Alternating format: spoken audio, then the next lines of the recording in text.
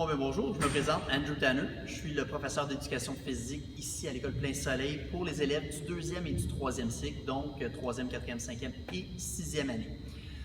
Vous pouvez toujours me rejoindre par courriel andrew.tanner@csdgs.net. Bon, bien, en éducation physique, on travaille différentes compétences.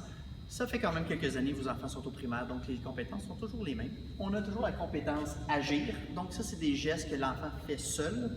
On a les compétences interagir, donc des sports plus d'équipe, travail d'équipe, et ainsi de suite.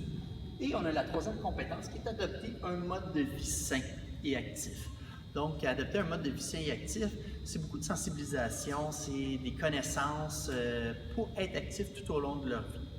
Le but en éducation physique, c'est pas d'être dans un sport compétitif, c'est de développer des habiletés, que l'enfant se sente à l'aise et capable de pratiquer un peu de tout. Donc, si jamais quelqu'un propose de faire une telle activité, il y a une petite base dans telle ou telle autre activité qui va lui permettre de participer. Fait que le but, c'est qu'il soit actif. Et notre but, c'est de les encourager à le faire.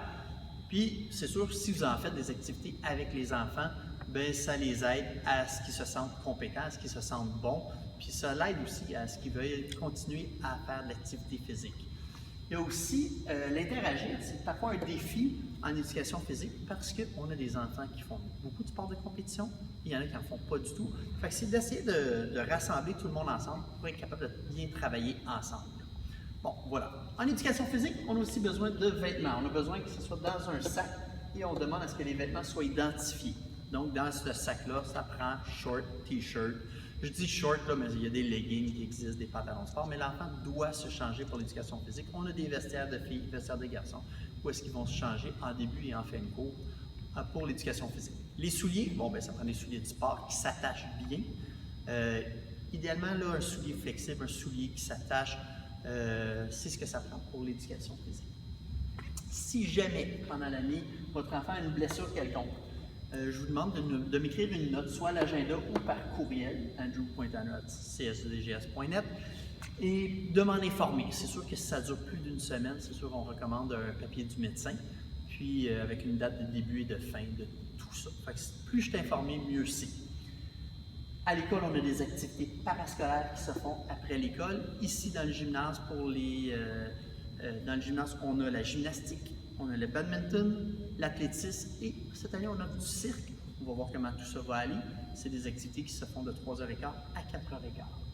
Et finalement, on a aussi du sport scolaire. Ça, c'est des sports qui sont parfois un petit peu plus compétitifs, qui se font sur les heures de classe. Donc, c'est des élèves qui ont envie de participer, qui peuvent s'inscrire à ça. On fait des pratiques souvent pendant les récréations. Puis, on s'inscrit à différentes activités. Il y en a pour tous les niveaux auxquels que j'enseigne. Il y en a qui en ont un petit peu plus, il y en a qui en ont un petit peu moins, mais tout le monde y passe au travers de leur parcours primaire. Donc, s'il y a de quoi, vous pouvez toujours communiquer avec moi, comme je vous disais, par courriel, sinon au poste 4151, ça c'est l'école ici, puis ils peuvent toujours me transférer le message. Sur ce, ben, je vous souhaite une belle année scolaire, puis s'il y a de quoi, ne vous gênez pas.